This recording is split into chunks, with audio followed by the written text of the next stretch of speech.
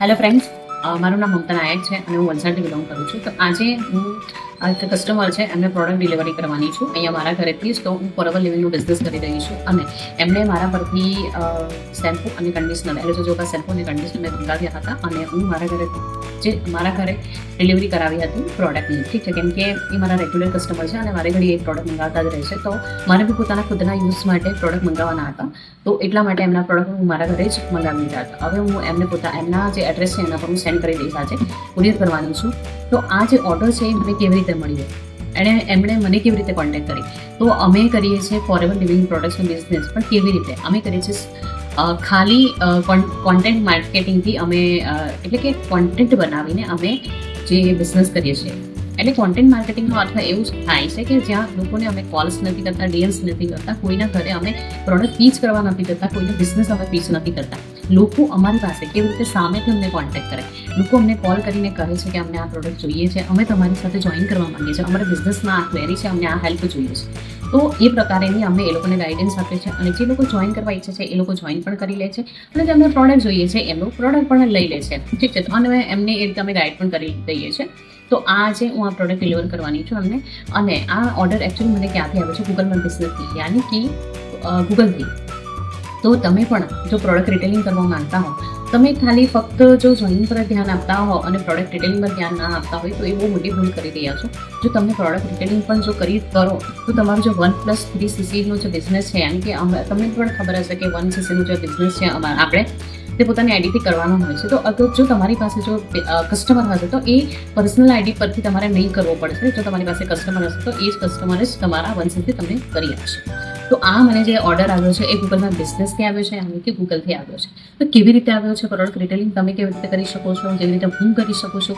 તો જો તમે આ જાણવા માંગતા હો તો ડેફિનેટલી ઉપર આપેલા નંબર ઉપર મને તમે કોન્ટેક્ટ કરી શકો છો, વોટ્સઅપ કરી શકો છો. તો હું તમને જરૂરથી ગાઈડ કરીશ. અને જો તમે આ ઓટોમેશનના સિસ્ટમથી કે જ્યાં તમને પ્રોસ્પેક્ટ સામેથી કોન્ટેક્ટ કરે અને સામેથી તમને કહે કે મારે તમારી સાથે બિઝનેસ જોઈન કરવું છે અને મને આ પ્રોડક્ટ જોઈએ છે, બરાબર, તો ડેફિનેટલી તમે મને કોન્ટેક્ટ કરી શકો. તો ચાલો પેકિંગ કરીએ. તો ફ્રેન્ડ્સ, અહીંયા કેવું હોય છે કે આપણે છે ને પેકિંગ બરાબર કરવાનું હોય છે, એકદમ બરાબર. કેમ કે ઘણીવાર કેવું થાય કે આપણે દૂર જો પ્રોડક્ટ મોકલવાની હોય છે, કુરિયર મોકલવાનું હોય છે, તો કુરિયરવાળાનું કેવું હોય છે કે એ લોકો ગમે તેમ પેકિંગને જે છે એ કુરિયરને ગમે તેમ હેન્ડલ કરતા હોય છે, ગમે તેમ પેકિંગ દેતા હોય છે. અને એ લોકોના હેન્ડલિંગમાં કેવું થાય કે આપણી પ્રોડક્ટ જો છે એ ડેમેજ થવાનો ભય રહે. તો અહીંયા જે પ્રોડક્ટ છે તે આપણે એકદમ વ્યવસ્થિત વચ્ચે થોડું પેકિંગ કરીને મોકલવાની હોય છે, જેથી આપણી પ્રોડક્ટ સેફલી કસ્ટમર સુધી પહોંચી જાય. અને એકદમ વ્યવસ્થિત ટેપ ચોંટાડીને બરાબર એકદમ પેક કરીને મોકલવાનું હોય છે, જેથી આપણી પ્રોડક્ટ બિલકુલ ડેમેજ ના થાય. અને બીજી વસ્તુ કે એના ઉપર એડ્રેસ પણ બરાબર પ્રોપરલી આપણો પિનકોડ અને આપણું એડ્રેસ અને એમનું એડ્રેસ એટલે બરાબર એકદમ પ્રોપરલી એના ઉપર ચિપકાવીને સેન્ડ કરવાનું હોય છે. અને અહીંયા હું એડ્રેસ તમને નથી બતાવી શકતી, કેમ કે યુટ્યુબની પોલિસી હોય છે કે જે બી આપણી પર્સનલ ઇન્ફોર્મેશન હોય એ સોશિયલ મીડિયા પર આપણે દેખાવી ના જોઈએ. કે પછી કેવું હોય કે આપણો જે વિડીયો હોય એ કોપીરાઇટમાં જતો રહે છે. એટલે હું અહીંયા તમને નથી બતાવી શકતી. બટ આવી રીતે તમે પણ અગર તમારી પાસે કસ્ટમરના ઓર્ડર આવતા હોય તો તમે આવી રીતે જે ઓર્ડર છે તે તમે મોકલી શકો. તો આવી રીતે પેકિંગ કરવાનું હોય છે. આગળ અને પાછળ બંને સાઈડે તમે પોતાના એડ્રેસ છે, એક બાજુ તમારું એડ્રેસ અને બીજી બાજુ જે છે તે કસ્ટમરનું એડ્રેસ, એમ કરીને તમે મોકલાવી શકો છો. તો બસ આવી રીતે જ અમે પેકિંગ કરીને સેન્ડ કરીએ છીએ.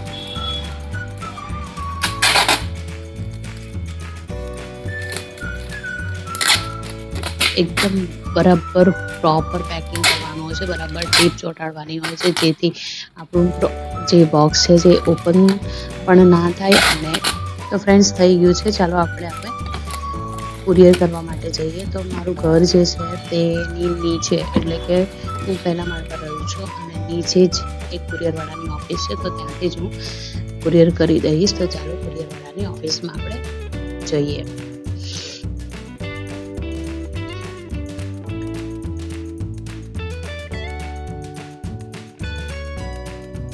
તો ફ્રેન્ડ્સ, હું આવી ગઈ છું કુરિયરવાળાની ઓફિસમાં.